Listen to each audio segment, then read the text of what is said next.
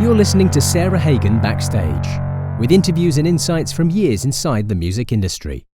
Join Sarah as she talks with masters of their crafts, finding out what makes them tick, both inside and outside of the music business. Welcome to Sarah Hagan Backstage. My guest today, Adam Topol, is best known as the drummer for Jack Johnson, but he's also created some amazing music on his own as a singer-songwriter and guitar player, and as a percussionist. We are going to dive into how the past 2 years have been for Adam, what he's been up to, and what he has going for the future, which is great. So come along with me as I catch up with Adam Topol. Adam, welcome to the podcast. Hey, what's up? Greetings from Venice Beach, California. Oh, I'm a little bit jealous that you're in Venice Beach, California right now, while I am in the snow of New England, but... I've been there. I've been there and I've done that. Yeah. Absolutely. During my time at Berkeley. I remember the Ice Mountains for sure. Yes, the Ice Mountains. Yes. In the street, with the Dunkin' Donuts cups sort of embedded in them in the car exhaust. It's very romantic. Reminds me of Mass Ave. Yeah, it's kind of a perfect image. That sums it up. That happens about the end of February, like beginning of March, where the snow's been around for a while and it gets a little car exhaust on it. And you find the Dunkin' Donuts cups, and that's hysterical because we could find a picture of Boston with some, snowbanks and in it. But so you know all about it. But yeah. How have you been, though? I want to hear about you and what you've been up to over the past couple of years. Oh, man. I don't even know where to start. I mean, I'm sure like every one of your podcasts you just can't avoid the subject of just what's up with the world and with COVID and stuff. Every single conversation you get into, it leads back into this environment and how it's affected the spirit, how it's affected people professionally, their family lives on a soul level. I mean, I just thought my generation, we just avoided everything. There was, we'd have to go, there was no draft. There was no major upheaval. I'm like, we just skated through everything. If you study history, so many previous generations had to deal with a heavy weight. And we've had some stuff, don't get me wrong, but man, the last 2 years have just been wild. I mean, both in kind of painful, tragic ways and in kind of beautiful ways, I suppose. And I never thought I'd experience this level of upheaval and change, both socially, spiritually, on a health level, politically. It's been a trip. It's been a total trip. Like, I'm just thinking back. So living in Venice Beach, there's a certain environment here where, you just walk around. You walk down a street called Abbot Kinney, and there's all these coffee shops, designer pizza, hipster clothes, man buns, or whatever the latest fashion trend is. And then you go down to Venice Beach, and it's, it's classic. You've got the basketball courts. You've got the Venice breakwater where people surf. You've got the handball courts, and it's just a specific way of life. People come down here to see like the California experience. Boom, pandemic hits. It's empty. People are freaking out. The supermarkets are being rushed. People have bought up all the food. Shopping carts filled with stuff that people would normally not buy, like lima bean, crazy stuff. We're all a little bit worried. Then we have tragic political upheaval that all these shops, this sort of carefree LA sort of lifestyle, all of a sudden, I have photos underneath the Venice sign, the classic Venice Beach sign in the Windward Circle. And there's a line of riot police. This is when all the riots happened, and it was almost like one of those old Clash record covers, where it's just like a police brigade in front of the Venice Beach sign, and all the shops boarded up. You have riots that happened a mile away in Santa Monica, where helicopters and smoke coming up. Things like this obviously really affect your spirit. You know, I just remember, like, since we connected on cymbals, I remember having an old cymbal propped up to my door in Venice, because we don't have like an alarm. So I thought, well, if somebody breaks in, at least the cymbal's going to fall and it'll warn us, you know, like it was just kind of weird. It was frightening. It was disheartening. And then having the forum of like reasoning why it's all happening, and what's right and what's wrong, and who do we believe, and then going into the news and getting all your information from different news sources and places where you don't necessarily know where they're coming from and what their agenda is. And I know I've listened to some of the other great drummers on this, and they were talking about music, and I don't think they politicize things so much, and I don't want to either necessarily, but it took a toll on my spirit. All of it did, because, you know, it's just, you know, I have so many different friends from so many different backgrounds.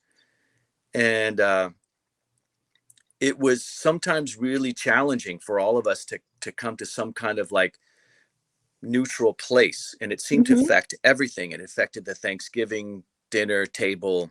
It affected discussions. It affected posts you'd read. And so all of these things can have a effect on your art and on your creative output, on your outlook, on your desire to get out there and share this music, you know, and collaborate.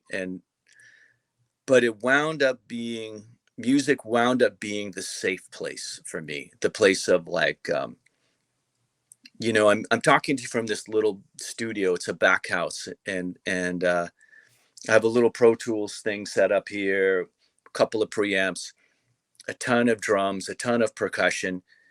And I'm just so glad I have music, because that's always been this medium that's helped me just go out in the world and connect with people who everybody thinks a little bit differently. We don't ever have to talk about that stuff. We have this thing that we collaborate and we deal with, and it's and that you can share and give to people, that hopefully supersedes any kind of trauma and brightens people. And so I sort of wound up clinging to music as my safe place, as my place of joy, as an escape, because all this other stuff was really hard for me. I won't lie, man. It was like, it was probably the toughest time of my life, spiritually speaking, you know? Yes, I understand that 100%. And I think that continuing to see what's happening in the world, you know, what humans are capable of, and it's really, really tough. It's tough to be in this time, find the means to be creative and kind of move forward, I think. And then there's a lot of question about content, you know, posting content while things are happening in the world. And I've been encouraging everyone that I talk to keep posting, keep creating, because that's what is getting so many people through all of this, and giving hope, because like you said, you know, music was your safe space. That was what you went to and held on to. And I think that, like you said, it's a unifier. You know, you could be in the audience at a concert with people from every different walk of life and political viewpoint, and, you know, Everywhere. all of that. And there's something there that just pulls you all together, because you're there to experience this beautiful, you know, music, this beautiful act. And that is so unifying. So I just keep encouraging, you know, keep playing, keep posting, keep sharing, because that's what we all need right now. And you know, as well as world leaders who are leading in a really in a good way. That's what we need too. But anyway, but I do think, you know, you were saying, like, not to get too much into politics, but it is affecting music. It is affecting Mm-hmm. what we all do. Mm-hmm. We talked a little bit before pressing record today about just how much things have changed, how Mm-hmm. our lives have changed, how our perspectives have changed, and a lot of it has been really tough, and a lot of it has been for the better in some ways with the new perspectives, but it's been really hard. Um, Yeah. but I Well, love oh, go no, ahead. go ahead. No, you. I was just going to say, I love that you have that space and you're able to do what you love and create. And you had mentioned that you're doing some new things now, Mm-hmm. which I really want to hear about. Well, it was, man, I remember too when this, yeah, we'll go there. I just remember what you were saying about how the music thing, we're kind of lucky we can sidestep all the weirdness. The few times I would get out and play at the beginning of the pandemic, outdoor gigs, we'd Mm-hmm. get together with some friends and we'd play for people. And whereas before you just be music, and we've all gigged in an area where like people are there to eat or people are there to socialize, and the Mm-hmm. music, they're enjoying it, but that's sort of the background. It could be a record on, it could not be. But I remember getting out and playing at the beginning, and everybody who normally would have probably not been engaged got up and danced, Mm-hmm. and I was like, and it wasn't like an insincere gesture. They just seeing people playing music, they just loved it, and they needed it, and it restored my faith in just getting out there and playing live. I've always felt like you got to bring music out to the people. I've toured a lot, not as much as some, but I mean, I've been open to touring in all types of situations, whether it's on a bus in a very well-maintained professional touring environment, or sprinter van, sleep on the kitchen floor, Mm-hmm. double up in the hotels, or just load your car up with drums and go play at a tavern with some good musicians and see who's into it. I've always been into bringing music out to the people, Mm-hmm. and one of the biggest challenges is getting people engaged, you know, Yeah. and with music content being free, ubiquitous, you know, I was starting to feel like in so many cases people took for granted a song. People would take for granted bunch of people playing with actual instruments. It's a thing of just like, Mm. it's kind of a dime a dozen. Oh yeah, that they're doing that again. Especially in Los Angeles, where people, it's an industry town, and it's, if you do a gig, you've got to really work to get people to show up. And sometimes I'd just be like, oh, what's the point? Gosh, but then with this thing, one of the positives is like getting out there and playing, you would see a lot of people really giving you a feedback, like, we're into this. Thank you for showing up and playing. And so it kind of restored my faith in humans grabbing instruments and playing music in front of other humans and having them be into it, as Mm. opposed to just sort of, you know, fighting to get people engaged. Again, like I say, with YouTube, with all these platforms that have so much music, just here you go, here it is, it's Mm-hmm. free. you know I feel like that's been a beautiful thing, but it's also in a way you've had to fight to show people that what you do is valuable. That's human Absolutely. nature. Yeah. Back Yeah. in the day, a cassette tape, you'd have to buy, or an LP or a cassette or a CD, 11.99, Yes. 15.99, 8.99. And you didn't even know if that record was good or bad, but you were going to risk, if you had some job, maybe 2 hours worth of wages to buy that cassette tape, and that was hopefully good. Like, Yes. it was a commitment, It's and so now, true. and it's such an age old thing. Whereas now, if I want to know, if I want to know about Little Richard, I'll get on Spotify, I'll hear everything, or YouTube, I'll hear everything that Little Richard did. I Right. don't have to go dig around. If I want to know about Mo Tucker from Velvet Underground, it's not like I have to dig around in a bunch of record stacks and kind of research. I just open up YouTube and find the best documentary on Motown. So right in my house. And so how do I value that content, and how do I expect other people not to take just a band setting up and playing for granted? And so one thing that this has done is that I feel like people are more value it a little bit more because, you know, they've had to go without it maybe. So Yeah, that's an amazing point. And I hadn't really thought about it that way. It makes a ton of sense, and I can totally attest to feeling that, maybe haven't taken live music for granted, for just that it would always be there, that I could always go to Boston any given night and see a show,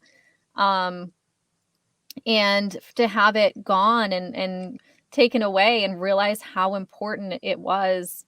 I think that's a big lesson. You're so right. I think people are, as things are coming back, are just so excited yep. to get back out there, and so appreciative. And Mm-hmm. I do always say that, like, kids these days, they don't know what we went through to get Yeah. music and to experience music, because yeah, Mm-hmm. we used to wait in line at midnight for the release of, whatever album was Yep. coming out. Like, that's what we Yep. did. And Yeah. also, like, concert tickets, you would Mm-hmm. have to go and wait in line and be there. People would just wait in line, like, overnight for concert tickets, and it's so funny. Everything is so much more accessible now, but Yeah. There was like, and then there was a restriction of access. I know we're going way back, and this is a discussion that probably everybody has, but I got into music honestly from the perspective of a fan. Like, in my case, it was like I was a little guy, and it was like Kiss, 100%. Like, those dudes are wearing makeup and spitting blood.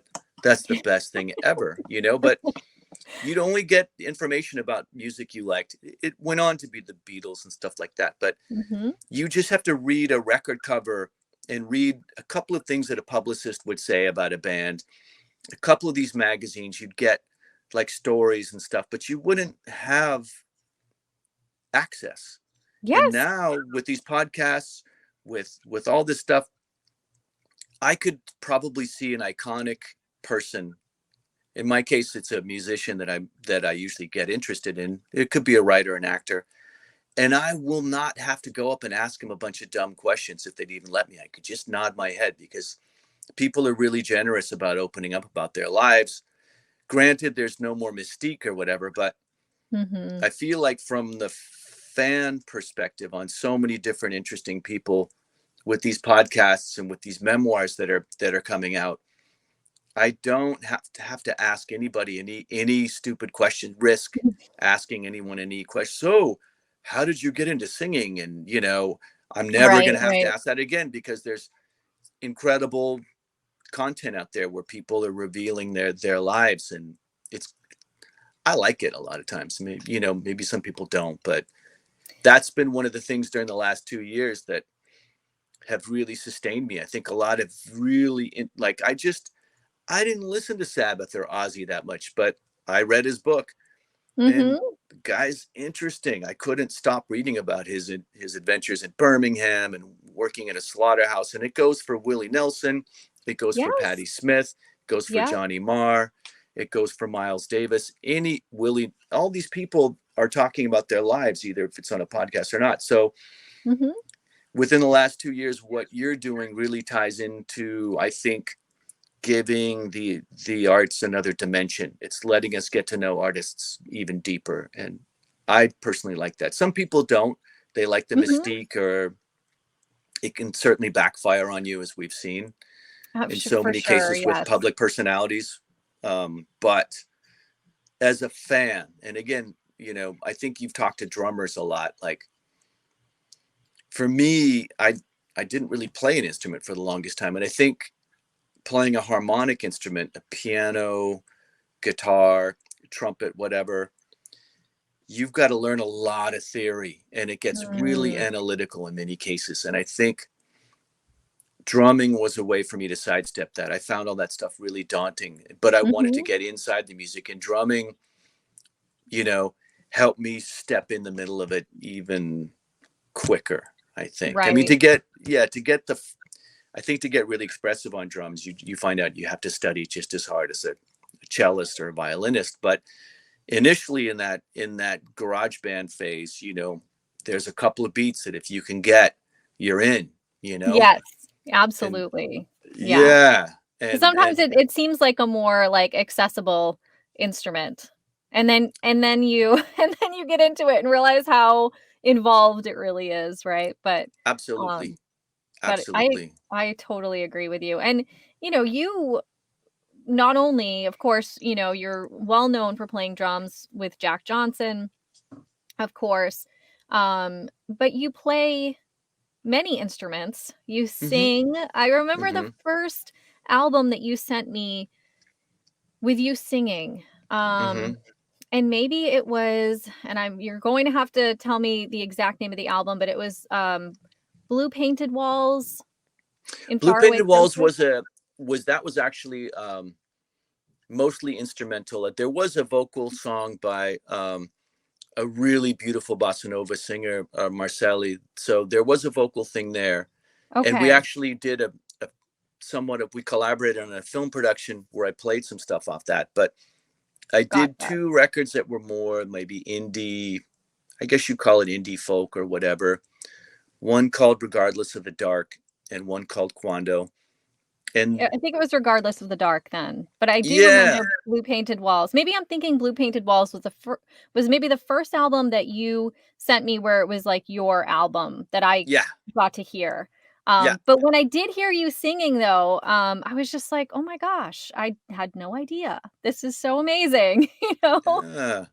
I think it's a good thing to do for, well, I don't want to say for all, I don't want to sound like you should sing or whatever, because I don't mean it. It was a good thing for me to do. What Mm, happens to me is that I work for some really great artists, mhm. and I like it. I like it.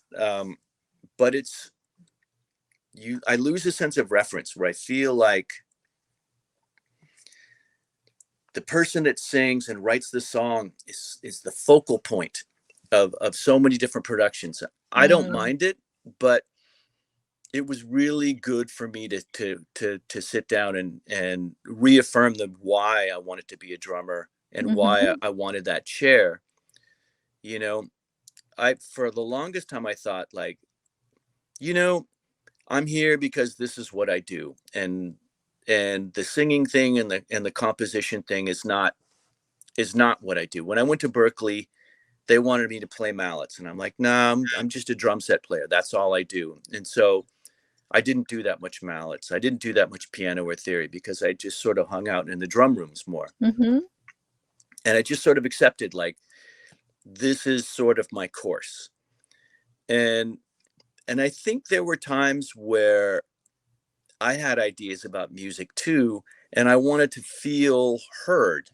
But then I realized like, oh, wait a minute, this stuff is hard. If I'm going to stay as a drummer, I want to tell myself I'm here because I want to be, not because I can't do anything else. Mhm. And I think writing songs for me was a really reaffirm the fact that I can write songs and I can sing and I can craft a cool song. But at the end of the day, I still want to play the drums. I still want to be where I'm at. And I think it helped me doing a couple of records where I grabbed a guitar and I gave some lyrics, some serious thought. Number one, it made me really appreciate the artists that I work for, people that can write a Mhm. song more than I did before. There's always going to, if you work for enough artists, as cool as they are and as great as they are, there might eventually be a little bit of eye rolling, in terms of, I mean, let's be honest, a drum beat is not something that is publishable per se. Mhm. I saw a clinic with Greg Bissonette, and he sat there. It was really funny. He played like seven iconic beats that everybody Mm. knew. I Mhm. think he did Sing, Sing, Sing, and he did, I forget all the beats. He might have done a James Brown beat, and he said, who did this beat? And everybody knew. And he said, did the drummer who wrote this beat get any songwriting credit? And nope, and none of them. It was the artist, yet the beat defined the song. So I think Sure. we deal with that natural reality within what popular music would term as like what is writing, what is composition, and it's usually melody and words. It's focused on that. So I found myself at odds with that concept, not so much with what I was doing specifically, it's just the notion of it sometimes.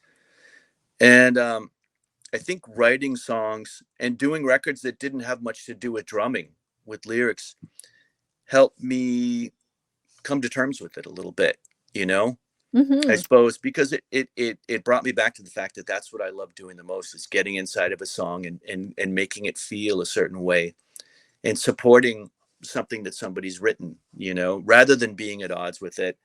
I picked up a guitar, a keyboard, and I wrote some stuff and enjoyed the process too. But at the end of the day, what I'd rather do is be playing drums, Yes. or percussion. Yeah. So yeah. And it just affirmed that for you. And Mm-hmm.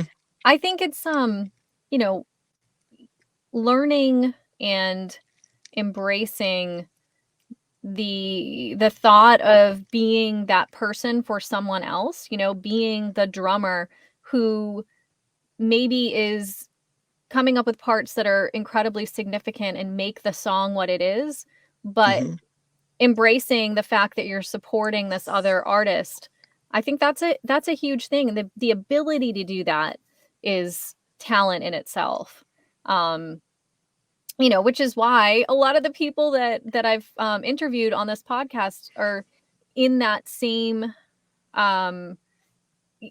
category of really, really fantastic players who are able to just lend themselves to the music in a way that makes it something even more significant, which I just think that's a big deal in itself, for sure. I mean, you look at like a community, the whole community shows up and helps a family build a house, right? And that's kind of what I like doing for my friends that write songs. I'll show up. Let's make it sound great. How can I help? Yes. Sometimes they'll want me to do drum set, which is my first choice. Sometimes I'll get a track with a great drummer playing something I never would have thought of. I just did something like that. My friend Danny Garcia's got a project called Reverend Baron, one of my favorite sort of indie folk kind of guys. He just sent me a track. Whoever the drummer was did something perfect. It was perfect. And he wanted me to play congas on it. And it was really fun, just trying to find a way to complement what they were doing. And here's the beautiful thing about me working with so many great artists, is that when I decided to do my own stuff, they showed up for me, and so it turned it into something where just people gather to help each other. Yeah, and virtually everybody I've worked for, like with the Regardless of the Dark record, I've done work with Mason Jennings, who's one of my favorite singer-songwriters around ever, really. He helped make that record beautiful. I did Regardless of the Dark, which is also on Ever Loving Records. Matt Costa, another one of my favorite artists, showed up and produced the record and made it sound beautiful. I did Culver City Dub Collective. Jack Johnson did one of my favorite songs on the whole production. He and Paula Fuga sang, and it's a beautiful song, and we played it live. So those people showed up for me. So whenever they call me, I'm there to support them however I can. Absolutely. Yes. And that really flipped the perspective. So I think doing my own art kind of brought it into that light, rather than me feeling like, God, I don't want to be a side guy. I want to be in the Beatles. I want to be Ringo or whatever. Yes. It flipped the perspective to like, man, I'm going to help these people. They're my friends. I'm going to show up in whatever way they need me, and they do the same for me. And so it's worked out. But again, I've repeated myself. Creating my own content sort of cemented that perspective, and it's helped me not be jaded, and it's helped me be really enthusiastic and be happy about showing up. you know? Absolutely. Yeah. And it is in the perspective too. Like you embracing that community aspect, knowing that you're part of this. You're not a side man. You are like part of this community and they're part of your community. And I think that's the best way to think about it, because this industry it relies on that. Mm-hmm. And I think we've seen an incredible example of the industry holding each other up, coming together for each other, being there for each other over the past 2 years. Just the Mm-hmm. organizations that have popped up, the support of stagehands and club owners and workers and all the people who were out of work during this Mm-hmm. time. And I just think it extends so far Yeah. through the community of this industry. So Yeah. um It's really been telling in terms of people, just the basic reptilian human nature of people. mhm, It's telling in terms of absolutely. what people Yeah. are really about. And I've been more often than not pleasantly surprised. Yes, exactly. Yeah. Yeah. Yeah. I know. It's not always Yeah. easy, but Yeah. one of Music the industry things. can be really difficult. It can be really impersonal. It can be soul crushing, you know, Yeah. but at the Yeah. same time, the values greatly outweigh the challenges. But it again, it goes back to perspective. You Right. know, it Yeah. goes back to the perspective. It goes back to what I'm choosing to value. You know, Mhm. living in Los Angeles, we talked about New England versus Los Angeles. Living in Los Angeles, it's so easy to swerve into viewing success versus failure creatively in terms of like what I might see on Instagram, or what you might read in a newspaper, or what you might see someone wearing or driving, or where they might be living. You know, how do I Yeah. gauge my own success or self-worth? You stay in LA too long and you just you could feel frustrated in some Mhm. ways. you know why does that person have this? Why is this happening? Or should I even be doing this? Mhm. What is this all about? And so again, having to constantly find ways to just be so psyched, like I get to play the drums. you Mhm. know I Right. show up, I'm doing this gig, and I'm doing this gig in Whittier. Whittier, you guys don't know Whittier, but unless you're from LA, and then Whittier. If you live in Venice Beach and you drive to Whittier, it's an hour and 15 minutes in LA freeway traffic, which is its own Mm. challenging minefield. It's showing up at a tavern and playing in Whittier. Why would I drive all that way? Okay, $100. I got $100 to play drums in college long ago. It's still $100. Why would I do it? Well, the players are incredible. I'm connecting with a whole other side of life. Mhm. Um, People that I can observe the weird events in a tavern from the perspective of a drum throne. It's the best place in town for 2 or 3 hours. I can kind of watch what people are doing. I can play. I can connect with people. That to me can be just as valuable as any performance experience in the world. So again, it's Yeah. perspective. It's not like, I don't want to drive all that way. I don't want to carry my drums up the back stairs of a place. I don't want to do this. To all of a sudden, like, this is an adventure. Mhm. These incredible musicians are letting me play cumbias in Whittier in front of these new crop of people. They're going to feed me and give me a little bit of money. That's a gift. Yes. That is a total gift. If you look at it from the wrong perspective, God, do I have to drive all this way? Can't it be a little bit more rewarding? Mhm. Why do I have to carry my stuff? Nah, I view it as an entirely different experience for me. Yeah. Man, that is so insightful. And I feel like, I'm always thinking of the phrase, excuse me, the phrase choose happiness, because Mm-hmm. I really, really think that it is a perspective. Happiness is a choice. Obviously, life stuff happens, can affect us all. It's not always easy to choose to be happy, but I think about that, what you said about comparing to other people and thinking about, well, they're doing this and why don't I get to do that? Or how come this didn't happen for me?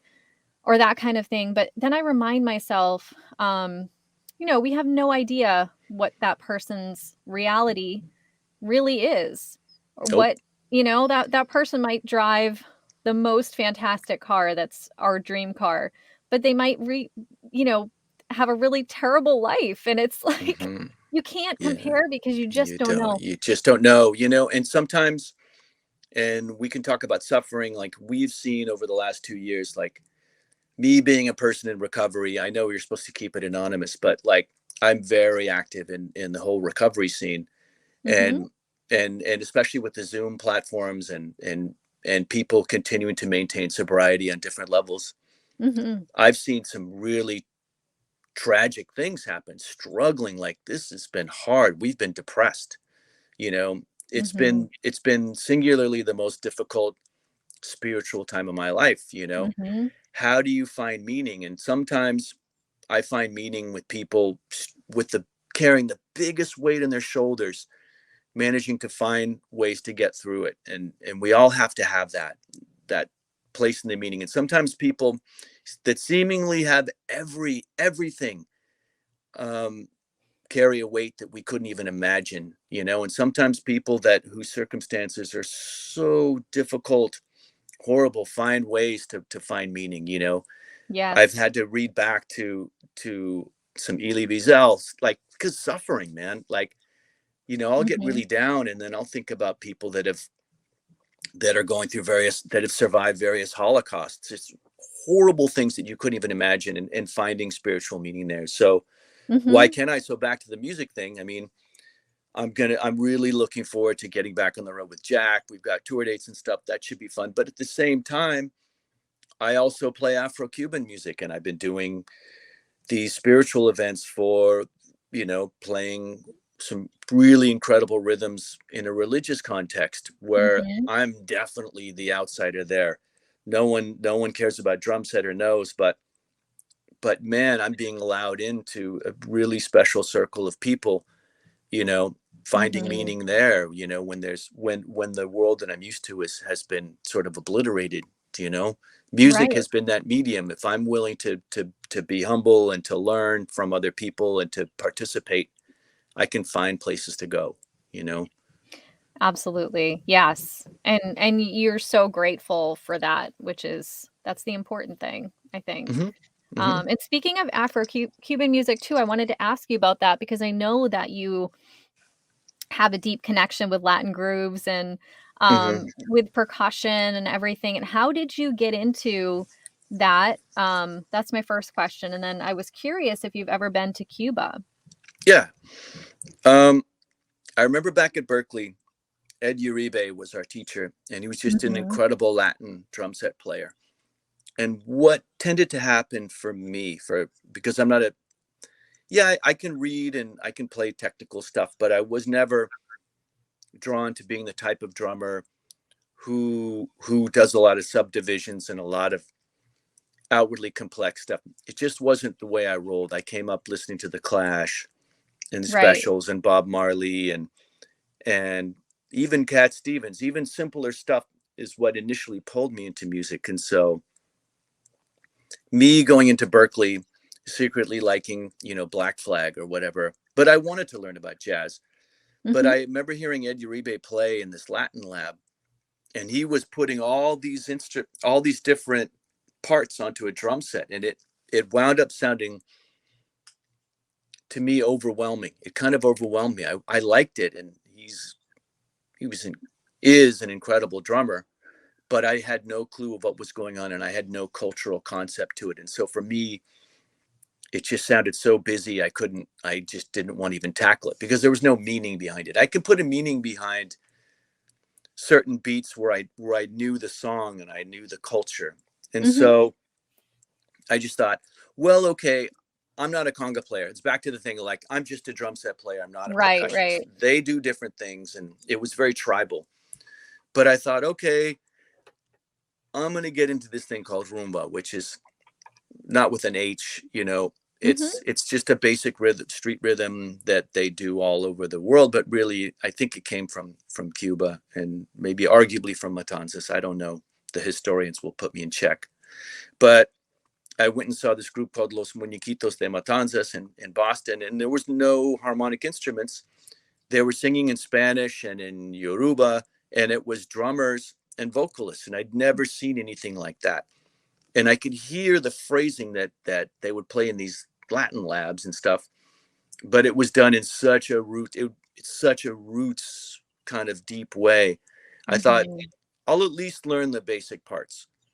And then you kind of learn the basic parts, but then you realize even to know the basic parts, you have to have a reasonable amount of technique on the congas. You know, I think it all, from what I'm told, a lot of that stuff came from rumba and from the Afro-Cuban stuff.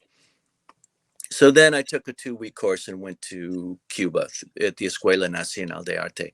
I think a lot of great drummers that are now here that expatriated, Daphnis Prieto, a lot of those people went to the ENA and might have even been there the first time I went. Wow. And it was just mind-blowing, you know, that whole world. And for me, learning it meant maybe even learning to speak a little bit of Spanish, because the best teachers were Spanish speaking. And I could finally put a lot of the stuff that people were trying to show me in a cultural context. Why you would play this certain clave, why you would play this certain rhythm. I used to just call it all Latin music, but then I realized, well, this is from Peru, and this is from Colombia, and this is from Brazil, you know, and this is Argentina, and this is Puerto Rican, and this is Cuban. And then it opened up like the whole world to me. And then, you know, I slowly wanted to learn a little bit more. And then I got into bata drumming, and then that's a whole rabbit hole. And so you kind of get, it's still just a side thing for me. I wouldn't call myself a professional folkloric musician by any stretch, but it's certainly been a refuge. If I don't want to think about any music industry stuff, if I don't want to think about any kind of social media or, you know, whatever this commercial music scene is or is not, when it burns me out and when it bums me out, I find a place where the music feels really deep to me, and nobody cares about that stuff. It's not a concern. It's about knowledge and experience and tradition. So I love it. So I've been going and playing some of these ceremonies and functions. I'm not, I don't have my hands washed. I'm not in the religion. I respect it profoundly, but in the places that I can go, I do. And I play with people that teach me and let me in. So it's super cool. You know, I love that. That's amazing. And I totally understand the rabbit hole that you can go down when you delve into where things came from, originated, where, you know, the variations on Latin technique. It's incredible to me. And I hope to get to Cuba someday, because yeah, it's some of my favorite, absolute favorite music. And I incredible. also, I needed to ask you too about playing music with a purpose, you know, with a message, because I've been to see you many times playing with Jack Johnson. There's always the underlying theme of conservation and, you know, saving the oceans. I remember it was a few years back, but the stage had literal trash that had been taken from the ocean repurposed into stage dressing. It was beautiful, and so sad at the same time, recognizing where that had come from. But I feel like, I mean, when I'm really serious about that as well. So when I attend a show like that, it's just like so meaningful. And I just wonder, like, making music and playing music like that, it seems like a passion of yours too. It is. And you can't help it. That was initially I mean, the environmental bent was certainly something that Jack, educational environmental, was certainly something that he gravitated towards naturally. And I thoroughly back it. I backed it from the get-go. It was really surprising to me too, because I did not know that about him, but I do remember we were doing the Curious George record, and he wound up doing music that was aimed at kids. And I think with so many other artists, they were trying to, like, how do I say it? All right, we would sit around and listen to music, and we'd be listening to Bowie and Radiohead and a lot of really heady things and a lot of really interesting cutting edge people. And I was really struck in a good way by how he started writing songs for kids, things that had an educational bent or an environmental bent. So a person that definitely put a premium on things that seemed like, objectively speaking, would be cutting edge, creative, artistic.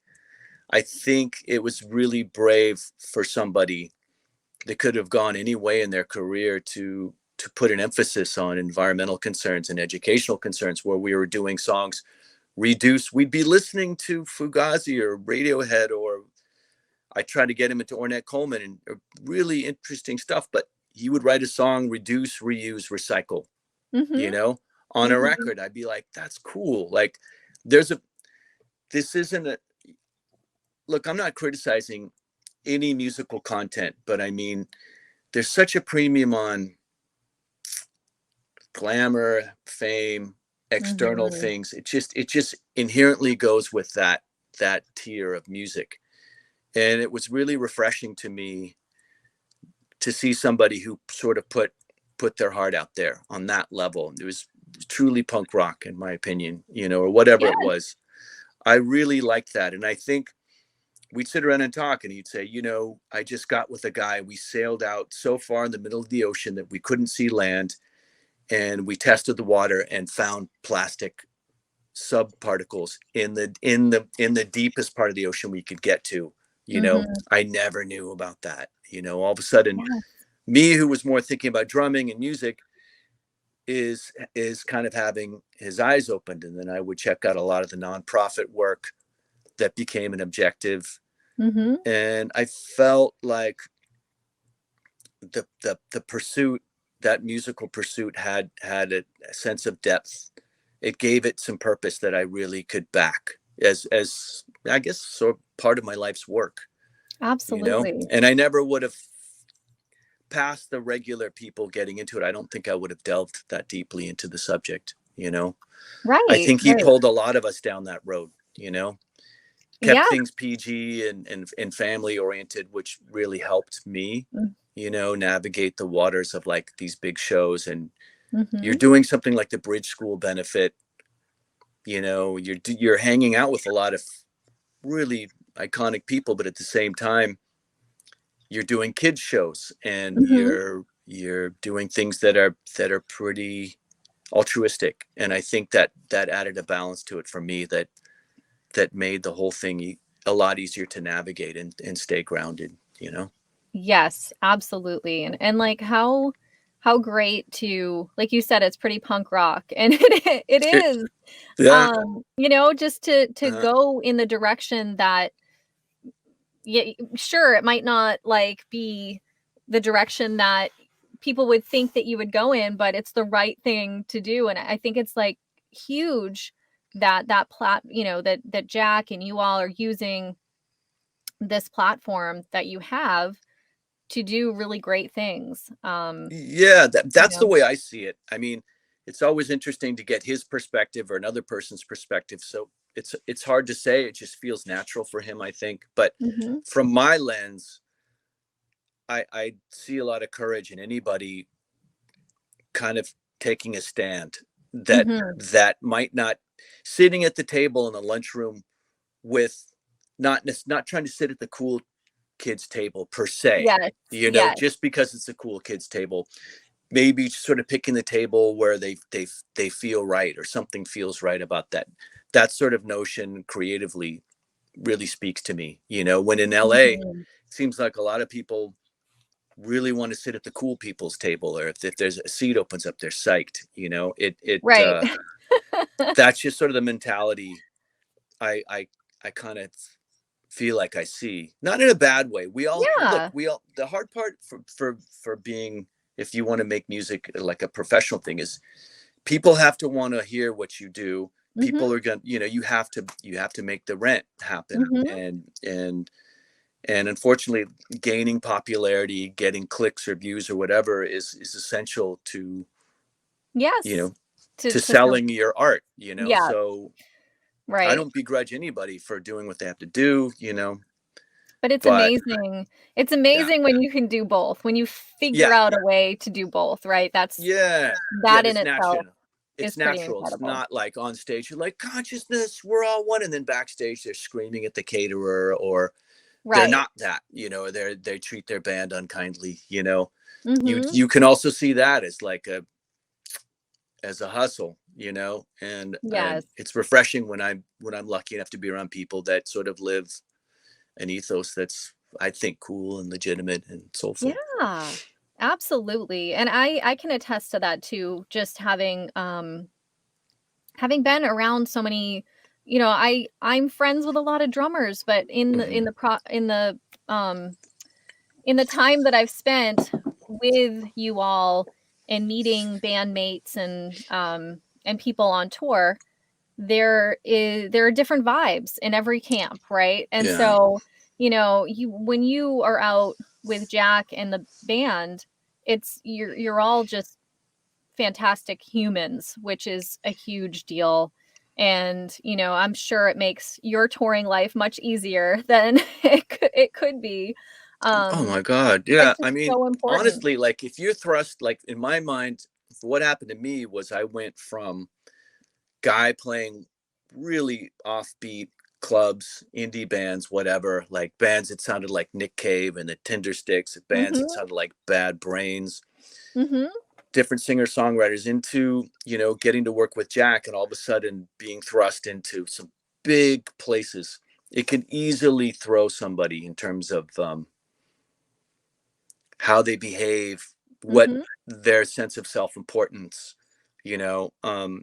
It was really grounding to be around a dude that was like definitely a family person, definitely not.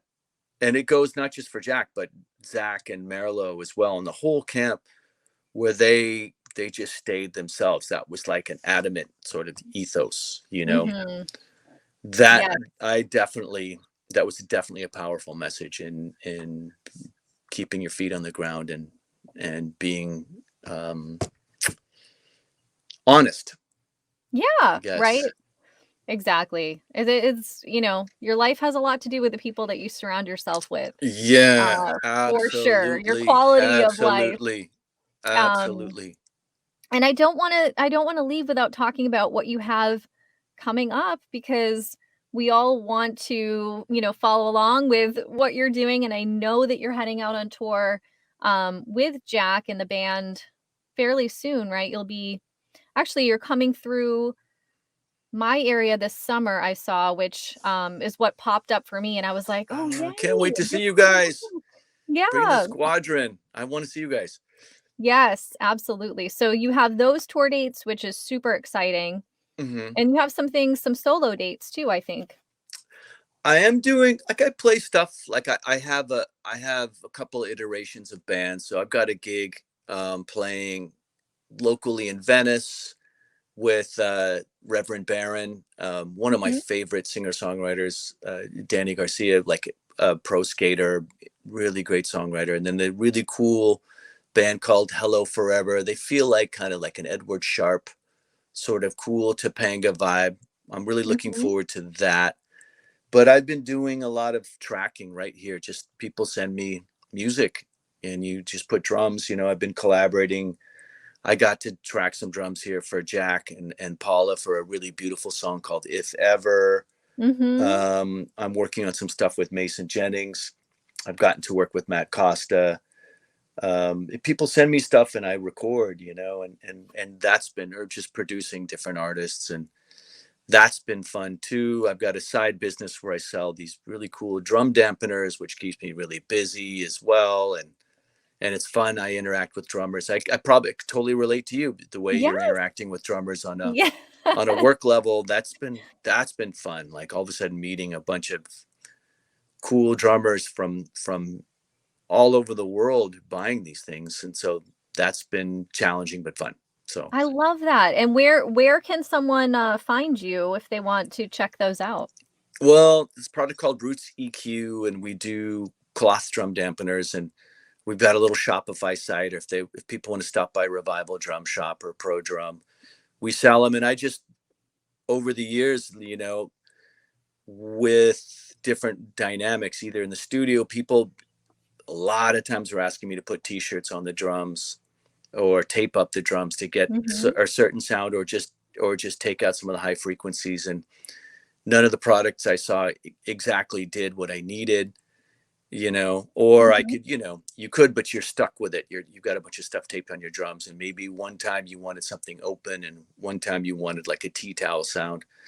So me and my friend Matt Smith came up with a design that works really well, and people seem to really like it. So we get more requests than what we can keep up with. So that's been fun. And we make it right here. So right now the supply train from overseas has been compromised, obviously, for the situation, but we hand make our stuff here. And so great.